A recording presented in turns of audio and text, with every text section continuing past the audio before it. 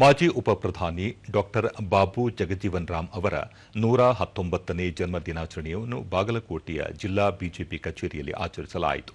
ಈ ವೇಳೆ ಕೇಂದ್ರ ಸಚಿವ ಪ್ರಹ್ಲಾದ್ ಜೋಶಿ, ವಿಧಾನಸಭೆ ವಿರೋಧ ಪಕ್ಷದ ನಾಯಕ ಆರ್ ಅಶೋಕ, ಮಾಜಿ ಮುಖ್ಯಮಂತ್ರಿ ಬಿಎಸ್ ಯಡಿಯೂರಪ್ಪ, ಸಂಸದರಾದ ಬಸವರಾಜ ಬೊಮ್ಮಾಯಿ, ಗೋವಿಂದ ಕಾರಜೋಳ, ರಾಜ್ಯಸಭಾ ಸದಸ್ಯ ಈರಣ್ಣ ಕಡಾಡಿ ಸೇರಿದಂತೆ ಹಲವರು ಉಪಸ್ಥಿತರಿದ್ದರು.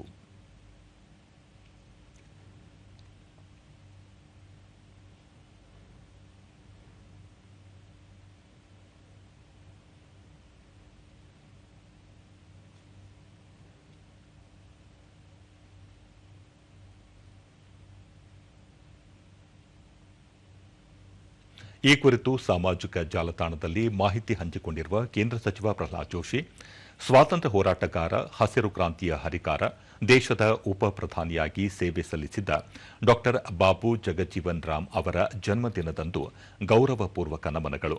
ದೇಶದ ಅಭಿವೃದ್ಧಿಗಾಗಿ ಬಾಬೂಜಿ ಅವರ ಕೊಡುಗೆಗಳು ಅವಿಸ್ಮರಣೀಯ ಎಂದು ಹೇಳಿದ್ದಾರೆ. ಕೇಂದ್ರ ಸಚಿವ H D Kumaraswamy, doctor Babu Jagjivan Ram ಸಾಮಾಜಿಕ ನ್ಯಾಯದ ಪ್ರತಿಪಾದಕರಾಗಿದ್ದರು. ಸಮಾನತೆ, ಸಬಲೀಕರಣ ಮತ್ತು ರಾಷ್ಟ್ರ ನಿರ್ಮಾಣದಲ್ಲಿ ಅವರ ಆದರ್ಶಗಳನ್ನು ಎಲ್ಲರೂ ಪಾಲಿಸುವುದು ಅಗತ್ಯವಾಗಿದೆ ಎಂದು ತಮ್ಮ ಸಂದೇಶದಲ್ಲಿ ತಿಳಿಸಿದ್ದಾರೆ.